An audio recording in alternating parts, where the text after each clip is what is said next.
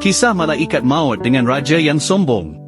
Kata Wahab bin Munabih, ada seorang raja yang hendak pergi menjelajah ke sebuah tempat. Lalu raja itu meminta pakaian yang cantik-cantik. Walaupun banyak pakaian yang telah dicubanya, namun dia tidak juga merasa puas hatinya. Akhirnya dia memakai pakaian yang paling baik sekali. Kata Wahab lagi, begitu juga dengan kenderaan yang hendak dinaikinya. Banyaklah kenderaan yang dicubanya sehingga sesuai dengan kehendaknya. Setelah raja itu berpuas hati dengan keinginannya, lalu datanglah iblis menghembuskan dalam lubang hidung raja itu dengan sekali hembus. Maka pada masa itu juga raja itu menjadi orang yang cukup sombong. Wahab meneruskan ceritanya, selepas itu datang seorang lelaki memberi salam, tetapi oleh kerana terlalu sombong raja itu tidak mahu menjawab salam lelaki tersebut. Lalu lelaki itu memegang tali kuda yang dinaiki oleh raja itu. Oleh kerana lelaki itu memegang kuat tali kuda raja itu, maka marahlah raja itu dengan berkata, "Lepaskan tali kuda ini, engkau telah melampau." Lelaki itu berkata, "Aku ada keperluan yang hendak ku sampaikan kepadamu sekarang." Raja berkata, "Sabar, biar aku turun dari kuda ini dahulu." Lelaki itu berkata, "Tidak, aku hendak sampaikan berita itu sekarang juga." Lelaki itu tetap berkeras sehingga raja itu mengalah dan berkata kepadanya, "Katakan apakah keperluan yang engkau hendak?" Lalu lelaki itu berkata, "Ini adalah rahsia." Oleh kerana ada rahsia yang hendak disampaikan, maka raja itu pun mendekatkan telinganya kepada lelaki itu, dan lelaki itu pun berbisik, "Sebenarnya aku ini ialah malaikat maut." Apabila terdengar sahaja kata-kata lelaki itu, maka gementarlah seluruh anggota raja itu, dan dia berkata, "Wahai malaikat maut, tinggalkanlah aku buat seketika kerana aku hendak kembali kepada keluargaku dan aku berjanji akan kembali setelah melihat mereka semua." Kata malaikat maut, "Tidak.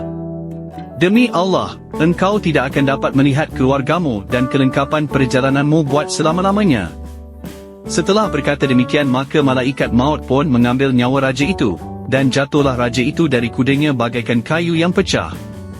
Malaikat maut pun berlalu meninggalkan tempat itu. Perbezaan orang yang beriman dengan orang yang tidak beriman adalah sangat jauh. Kalau orang yang tidak beriman, maka matinya dalam penyesalan, dan bagi orang yang beriman, apabila datang malaikat maut, dia akan menanti dengan ketenangan. Kita ikuti kisah selanjutnya tentang malaikat maut ini. Setelah malaikat maut selesaikan tugasnya terhadap raja yang sombong itu, maka pergilah dia bertemu dengan seorang mukmin. Lalu malaikat maut memberi salam, dan orang mukmin itu menjawab salam tersebut. Malaikat maut berkata, "Sebenarnya aku ada hajat yang hendak disampaikan, tetapi aku hanya akan beritahumu dekat dengan telingamu." Orang mukmin itu berkata, "Silalah sebutkan hajatmu itu." Malaikat maut pun berkata, "Sebenarnya aku ini adalah malaikat maut." Orang mukmin itu lantas berkata, "Selamat datang, sudah sekian lama baru kamu datang kepadaku. Demi Allah, tidak ada di bumi ini tempat jauh hendak aku pergi, melainkan aku ingin berjumpa kamu." Malaikat maut berkata, "Kalau kamu ada apa-apa hajat, silalah tunaikan dahulu." Orang mukmin itu berkata lagi, "Wahai malaikat maut, aku tidak mempunyai apa-apa hajat yang lebih besar selain cinta aku kepada Allah, dan aku hendak bertemu dengannya." Malaikat maut berkata, "Pilihlah bagaimana cara yang engkau kehendaki aku mengambil nyawamu." Orang mukmin itu berkata, "Sanggupkah kamu melakukan seperti kehendakku?" Jawab malaikat maut, "Ya, aku sanggup. Katakan sahaja, sebab sememangnya aku telah diperintahkan begitu." Kata orang mukmin itu, "Wahai malaikat, tinggallah aku buat seketika kerana aku hendak mengambil wudu dan aku hendak mengerjakan solat. Setelah itu kamu ambillah nyawaku ini sewaktu aku sujud."